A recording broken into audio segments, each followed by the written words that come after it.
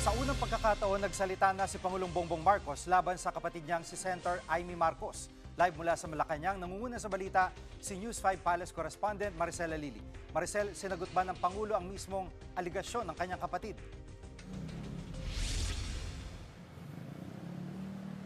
Alam mo, Gigi, buntong hininga ang tugon ni Pangulong Bongbong Marcos nang hingan siya ng reaksyon tungkol dito sa naging pahayag ng kanyang kapatid na si Senador Amy Marcos.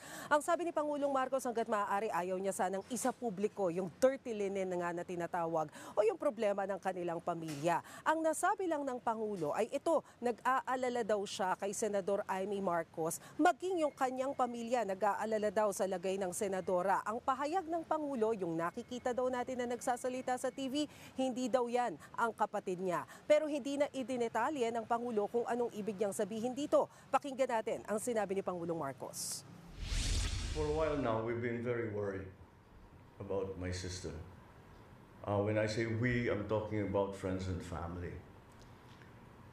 And the reason that is because the lady that you see talking on TV is not my sister. And that view is shared by our cousins, our friends. Hindi siya yan. Hindi siya yan. So that's why we worry. So we are very worried about her. I hope she feels better soon.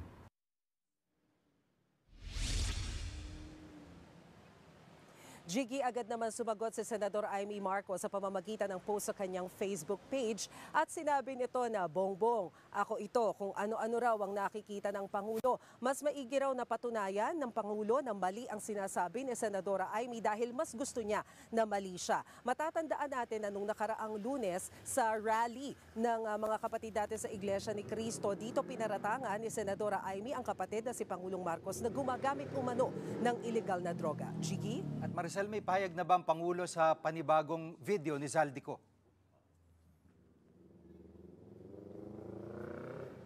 Yes, Gigi, kanina ang sabi ng Pangulo, matagal na nating pinag-uusapan yung tungkol sa mga fake news. Pag tinignan ang kalidad ng mga pahayag ni Zaldico, ang sabi niya kahit naman daw sino pwedeng magbigay ng mga paratang online. Ang hamon niya kay Zaldico, bumalik siya dito sa Pilipinas at patunayan ang kanyang mga sinasabi. Pakinggan natin ang sinabi ni Pangulong Marcos. For it to mean something, umuwi siya rito. Harapin niya yung mga kaso niya. Kung meron siyang gusto sabihin, sabihin niya. Malalaman naman ng tao yan eh. Patunayan niya. But come home.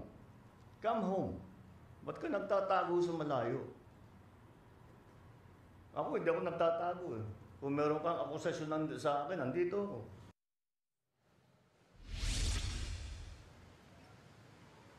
Gigi, tinanong din natin kanina ang Pangulo tungkol doon sa sinasabi ni dating Executive Secretary Lucas Bersamin na he was asked to resign. Sabi ng Pangulo, nagkausap na sila ng dating ES at wala silang bad blood. Ang paliwanag niya naman sa pagbibitiyo ni Secretary Pangandaman bilang Budget Secretary, kailangan daw ito para maiwasan yung issue ng impluensya sa proseso. Kasabay niyan, ipinakilala ng Pangulo yung bagong transparency portal ng DPWH kung saan makikita ang lahat ng programa ng DPWH, kumpleto sa impormasyon at bukas sa publiko sakaling nais nila ng karagdagang impormasyon ukol dito. Gigi?